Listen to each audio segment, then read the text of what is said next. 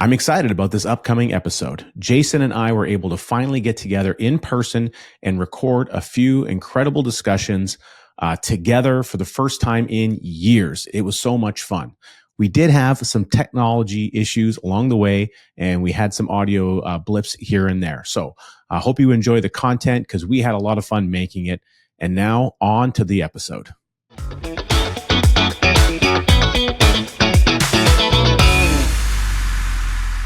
So I want to have a little bit of a conversation around Edmonton Oilers star Leon Draisaitl. For all of our viewers and listeners, the Edmonton Oilers NHL hockey team, which we just both happen to be fans of. And recently, Leon signed a new deal, which makes him the highest paid player in the National Hockey League. And that deal is an 8-year deal. It's an average annual value of $14 million. And so, congratulations to him. I mean, it amounts to a $112 million deal. It's a pretty big deal. And, you know, for the city of Edmonton, it's a pretty big deal for them to be able to secure Leon. Incredible, amazing talent. Of course, that's not what we're here to talk about. You can look at all kinds of other content that explains just how amazing Leon is. But what we are here to talk about is what exactly, you know, what kind of advice should Leon be seeking? Well, given that he's kind of, if he was seated right here outside of getting an autographed, shirt, and most likely not in full hockey gear because he might be a little hot if he was sitting here with that in mind. And if he were to ask the question, hey guys, I've been tuning into your podcast, I've been reading your books. Now that I've got, somewhere to the tune of 112 million in gross coming my way, beginning after the end of next season. And his contract is lockout proof too, by the way. So he's probably going to get about $1 million a year in salary for the team. And before the start of each season, he'll get a nice check for, on average, about $13 million. So very, very good agent, very smart.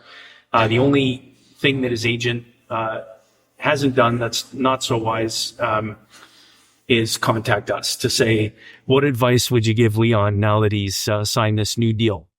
So here are a few things that I would do. First and foremost, acknowledging that Leon's also engaged. And so that may also mean that there are plans in the works to start a family. A couple little mini Leons on the way, maybe. Given some future hockey stars. Yeah, given that he travels a lot with the team. So he's on airplanes. He's all over, North America and international too, showcasing the game of hockey. Mm-hmm.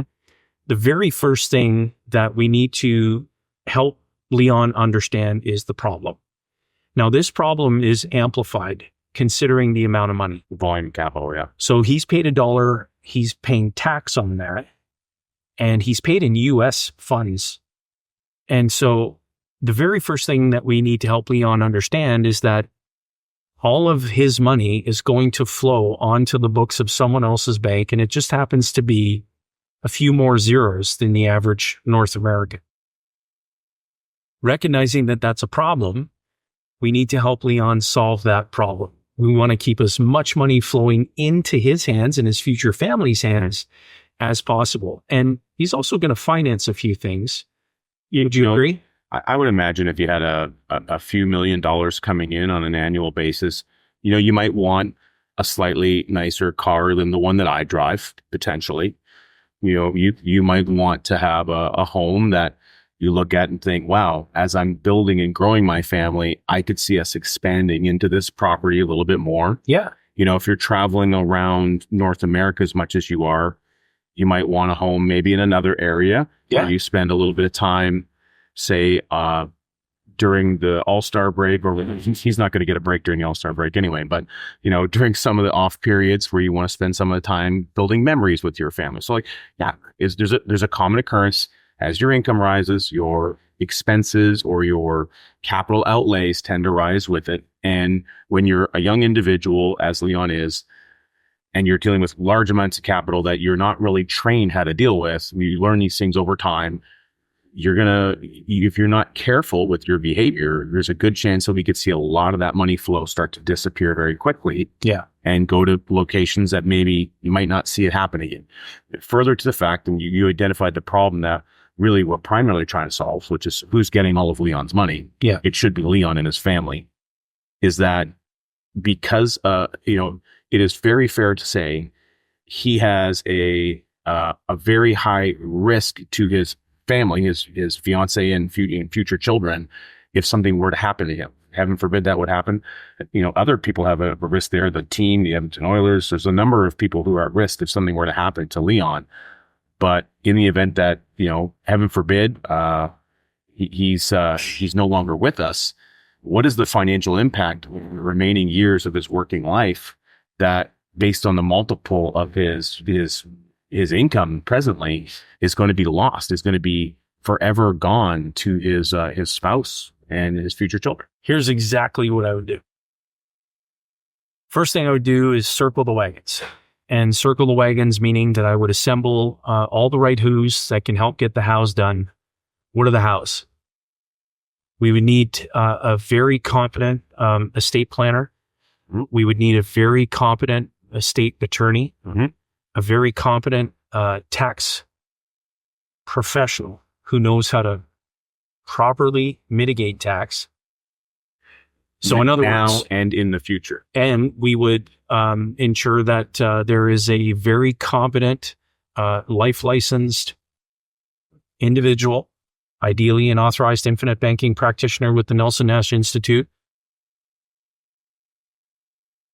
And we would put together a family office structure for Leon. That would also include an expert who can advise us on philanthropic and charitable initiatives, establishing a family foundation. Things that he's already shown a proclivity to do, right, by the way, especially tag team with the Oilers organization and Connor McDavid. They've already demonstrated a lot of great volunteer type work, philanthropic type of activities. So kudos to those gentlemen. Absolutely. And then I would encourage Leon to share with as much specificity as possible, what specific objectives he has financially that are presently on his mind. Of course, engaging his fiance as well and really involving them both in that discussion to talk about what their bigger future looks like financially, taking a portion of Leon's salary and immediately purchasing on both himself and his fiance a very large amount of dividend-paying whole life insurance, and structuring these policies in such a way where we are maximizing the accumulation of cash value so that we can begin to implement the infinite banking concept just at a much higher level in relation to everything that the Draisaitl family would love to finance throughout the course of their lifetime, which can be cars, investment opportunities, real estate, all the things that these professional athletes tend to deploy capital into. And part of that is including a discussion again around what's going to happen when he's no longer playing hockey. Right. And not to distract him, of course, from his current objective of winning a Stanley Cup. We certainly want to do that. Yeah. But let's start planting some seeds about what does that future look like the day that you're not lacing up the skates anymore. And with the structure in place that allows for that future event, you're going to be well capitalized to be in a position where maybe he wants to start a business or invest in a business that's already existing and cash flowing that's in his zone of genius. Maybe it's in the hockey world. Maybe it's around coaching. Who knows? But you mentioned for him and his family, but I want to extend that. We're not talking about him and his family, the children he doesn't even yet have. We're talking about the children of the children of the children that he doesn't yet have. That's right. So we got to start really thinking deep down the future of the multiple generations of the Draisaitl family. He's going to be the patriarch of that family. And with that team, an assembled team of professionals who are all in alignment around what him and his fiance's vision of their future is. Right. Too often people operate in these little financial silos of, I've got my CPA over here and I've got my attorney over here and I've got this person over here. And there ends up being like sometimes an overlap, but also sometimes a mismatch, a huge mismatch of alignment between what this person is doing and what this person is doing. And it creates an unnecessary financial challenge that didn't need to exist. And being that he's got this, he's created a perfect storm 8-year planning window. A lot can happen in 8 years to be able to set up something so profound that can be with their family for a multitude of generations. And it's only through that continued conversation and good thinking and tweaking a little bit along the way, they're going to create that probable outcome. Absolutely. And when, Leon is in a position of total control over how he finances the things that he needs throughout his lifetime, it's going to be remarkably different than just the advice that he would otherwise get. So, for example, if he wants to purchase multiple pieces of real estate so that he can enjoy the fruits of his labor and travel in the off season and really just live life to the fullest, he'll be rightfully advised to finance these pieces of real estate rather than buy them outright. It wouldn't make any sense for him. And I know this sounds a little bit unusual to hear, well, gosh, if you were bringing in 14 million gross in US dollars a year, you could probably stroke a check for a few pieces of real estate, but that would be irresponsible. And anybody who's giving him advice should be explaining that to him, that he should be utilizing someone else's capital to finance it so that he maintains control over more of his own cash. Well, as we know, through the implementation of the infinite banking concept, Leon would be able to borrow against the ever increasing accumulation in his policies to finance those pieces of real estate or business investment opportunities without ever interrupting the daily growth. So every day that he's playing hockey, every day that he's aging, every day that his fiance is aging, his net worth continues to rise, even when he's deploying capital to achieve all these, objectives that he has for his bigger financial future. Well, in any of those pieces of real estate that he might buy, if they have growth and accumulation, as they likely would, they might be subject to varying degrees of taxation depending on the jurisdiction that they're located in.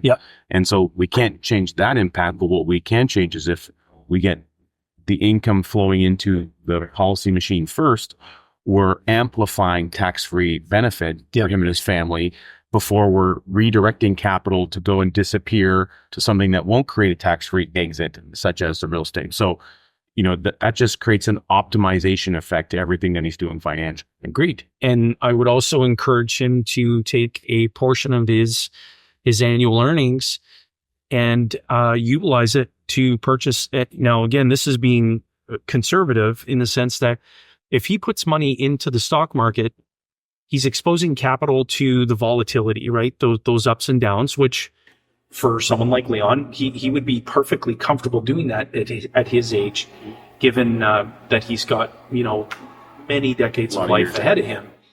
But one of the things that he should do, even if it's with a conservative amount of his salary, is that for very specific companies where he's utilizing those goods and services, he can purchase preferred stock directly from these companies. I'm talking about publicly traded companies. You can buy preferred shares from these companies.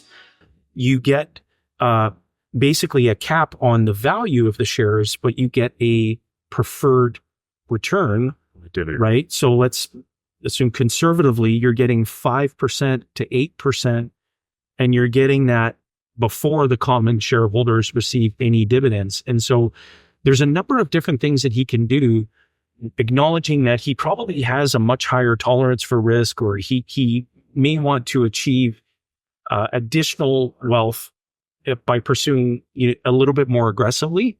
It would be really financially responsible to say, look, even if we just allocated 20% of your annual earnings and we set that aside and we deployed it into instruments like dividend paying whole life insurance, preferred stock, where you are in a position now, regardless of what happens down the road, you have a financial lifeboat regardless of what happens. You think about Bruce Etherington, who wrote the book See the People. If you're in the financial services space, you need to read that book. And he described how the Titanic was initially built with grade B steel to save money, and that there weren't enough. Based on the British naval standard, right, there were only enough lifeboats to meet that standard, not enough lifeboats to take care of everybody on board. And sadly, many lives were lost when the Titanic sank. And so the analogy that we utilize is that we want you to have that financial lifeboat, given anything could happen. He can be injured. He could not be in the game for as long as he aspires to be. Yep. He's dealing with a much larger sum of money. That doesn't discount the fact that the problem is the same. It doesn't matter how much money you're dealing with. The problem is the same. You're doing all the work. Everyone else is getting it. Well, Leon can solve that problem just like any other hardworking North American. it is a situation. The amount of people getting it is maybe even a little bit different than the average bear, because there's also a volume of people who are going to be actively seeking it. Absolutely. Which is maybe a little bit different than the average bear. When you have a degree of wealth and a known contract, unfortunately for Leon, he's a very public figure, certainly at least in Canada, in Edmonton, in Alberta as a province. Anyone in the NHL would certainly know who he is. And because of that, his contract is public knowledge. It's what he's earning is literally publicly available information, which is not the case with most individuals. And so that's going to produce a degree of people who are going to vie for his attention. Yeah. And, hopefully he's getting some great advice around how to set up some appropriate guardrails, around the advisors and people that are coming around him, and recognizing that he wants autonomy of his own decisions. He wants advice that is not so much advice, so much more so like coaching, where it's like, look, let's pull out of you what it is you most want to do with some of this capital. And he would be a great client because he's coachable. He's very coachable. For you talked about tolerance for risk and relative to his age. And so it's common to think, okay, well, you're younger, so you have more time to see some market cycles appear. But you kind of think about risk. I'm like, well, I've seen him go digging for the puck in the boards, sit down in the corner when he's being aggressive and he wants the puck because he wants to get it in the back of the net. Yeah. And, some people might take that as a high degree of risk because you've seen some of the players in the NHL and, once you're in the boards, they're not going to be nice and friendly to you when you get down there. So what we would be suggesting for Leon is maybe take a different track on your financial path than how aggressively you might play the game that you're so good at, where your skill set lies. Yeah. And recognizing that the skill set of playing that game and your incredible talent, that niche that you have, the mindset can apply to other areas of your life, but you can't necessarily take that direct skill and apply it over here in the same way. That's why you need to be surrounded, just like in professional sports, the Edmonton Oilers being a phenomenal team. Of course, that's my opinion. I think a lot of people would agree that they are, certainly according to their most recent record and their Stanley Cup run. Being in a position where you need to be surrounded by high quality teammates, high quality coaches, you need a good trainer, you need to have a good equipment around you for the purpose of training, and so on and so forth. The same things that you take in the game of hockey, you would want to be applying those principles that are making you presently successful, including your work ethic, and now applying that into your financial realm, given this 8-year contract. And so, Leon, if you have occasion to watch this video, once you understand the problem, the solution will become clear and you'll know exactly what to do. And given that you're on track to earn $112 million gross over your next 8-year deal, I think that it would be really wise to examine things financially from just a bit different perspective, recognizing that you're doing all the work and everyone else is going to get all of your money. Mm-hmm. And there's a solution to that.